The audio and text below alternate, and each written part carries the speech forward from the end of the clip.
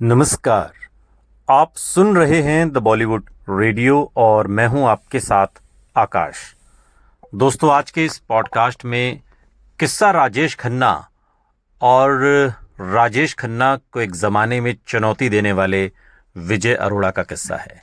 वो विजय अरोड़ा जिन्हें शायद आप नाम से ना जानते हों, लेकिन अगर रामायण में, जो रामानंद सागर ने बात के दिनों में बनाई, रामायण में अगर मेघनाद का चेहरा आपको याद हो तो आप विजय अरोड़ा से खुद को जोड़ पाएंगे। जी, विजय अरोड़ा, जिन्होंने बाद के दिनों में मेघनाद का किरदार निभाकर घर घर तक अपनी पहुंच बनाई। लेकिन एक दौर था जब राजेश खन्ना भी उनसे रश खाने लगे थे, जलने लगे थे, डरने लगे थे और यूं लगने लगा था कि राजेश खन्ना को शायद विजय अरोड़ा वो चुनौती दे सकते हैं जो चुनौती उन्हें कोई नहीं दे सकता। 70 के दशक के हीरो रहे विजय अरोड़ा ने अपने काम, लुक और टैलेंट से काफी नाम कमाया। फागुन, इंसाफ, 36 घंटे, कादम्बरी, नाटक, रोटी, सरगम, बड़े दिलवाला, जीना तेरे नाम, इंडियन बाबू जैसी तमाम फिल्मों से अपने अभिनय की छाप छोड़ी थी और करीब 110 से ज्यादा फिल्मों के साथ उन्होंने कई टीवी सीरियल्स और रामानंद सागर की रामायण में मेघनाद बनकर तो उन्होंने घर घर अपनी पहचान बनाई। एक दौर था जब विजय अरोड़ा ने राजेश खन्ना की हालत खराब कर दी थी। काका इतने डर गए थे कि उन्होंने विजय को उत्तराधिकारी तक बता दिया था एक इंटरव्यू में कि अगर मुझे कोई रिप्लेस कर सकता है या मेरे बाद कोई सुपरस्टारडम को छू सकता है तो वो विजय अरोड़ा है। खुद राजेश खन्ना ने स्वीकार किया था कि उनके स्टारडम को कोई चुनौती दे सकता है तो वो विजय अरोड़ा ही हैं। विजय अरोड़ा की शुरुआती फिल्में भले ही नहीं चली, लेकिन उनके गुड लुक्स की काफी तारीफ होती थी। एक दौर में इतने मशहूर हो गए थे कि राजेश खन्ना भी उनसे खौफ खाने लगे थे। यादों की बारात फिल्म आपको याद होगी, और जीनत अमान के साथ उनके गाने और वो फिल्म तो खैर सुपर डुपर हिट थी ही। और ये वो फिल्म थी जिसने राजेश खन्ना के सामने विजय अरोड़ा नाम की एक चुनौती खड़ी की।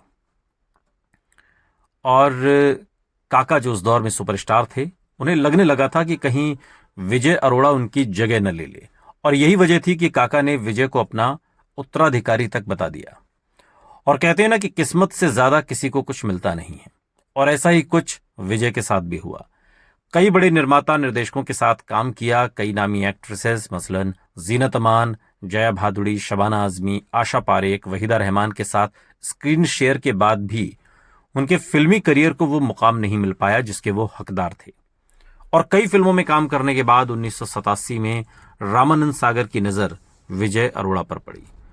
उन्होंने विजय को अपने टीवी शो रामायण में मेघनाद का रोल ऑफर किया। जो मुकाम 110 फिल्में करने के बाद हासिल नहीं हुआ, वो मुकाम मेघनाद के रोल से विजय अरोड़ा को मिल गया। उन्हें आज भी सिर्फ और सिर्फ मेघनाद के रोल के लिए याद किया जाता है। विजय अरोड़ा ने मॉडल नहीं, दिलबर से प्यार हुआ, उन्होंने कई ब्यूटी कॉन्टेस्ट में हिस्सा लिया, मिस इंडिया का खिताब भी अपने नाम, उनकी दोनों की जो बेटी हैं वो उन्होंने किया, जिनका नाम फरहाद है। फरहाद फिल्म प्रोड्यूसर और म्यूजिक वीडियो डायरेक्टर भी हैं। और दिलबर से उन्हें इश्क हुआ था, जो मिस इंडिया का खिताब जिन्होंने अपने नाम किया था। कहानी उस कलाकार की है जिसने राजेश खन्ना को चुनौती दी। अब आप सोच रहे होंगे कि राजेश खन्ना को विजय अरोड़ा चुनौती कैसे दे सकते हैं। आप याद करिए यादों की बारात, और यादों की बारात में जीनत अमान के साथ उनका वो गाना, जिस गाने के बाद लगने लगा था कि अब फिल्म इंडस्ट्री में कोई है जो राजेश खन्ना को चुनौती दे सकता है। फिल्म सुपर डुपर हिट रही थी और इस फिल्म के साथ ही राजेश खन्ना के सामने विजय अरोड़ा एक चुनौती बनकर आ गए थे।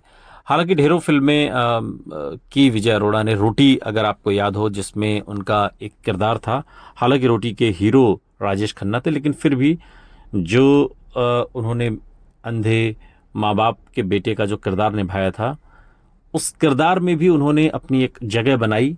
और इसके अलावा कई फिल्में वो करते रहे, लेकिन अगर विजय अरोड़ा को किसी फिल्म के लिए याद किया जाता है तो वो फिल्म यादों की बारात है और उसके बाद मेघनाद। लेकिन जिन विजय अरोड़ा को राजेश खन्ना अपना उत्तराधिकारी बताने लगे थे, या यूं कहिए कि उन्हें लगने लगा था कि सिंहासन डगमगा सकता है, क्या आपको भी लगता है कि विजय अरोड़ा उस मुकाम को छू सकते थे अगर उन्हें उन्हीं डायरेक्टर्स का, निर्देशकों का सहारा मिला होता जिनका सहारा राजेश खन्ना को मिला। आपको क्या लगता है, क्या वाकई राजेश खन्ना ने जल्दबाजी में ऐसा कहा था कि ये है जो उत्तराधिकारी हो सकता है? कमेंट बॉक्स में ज़रूर बताइएगा। सुनते रहिए द बॉलीवुड रेडियो, सुनता है सारा इंडिया।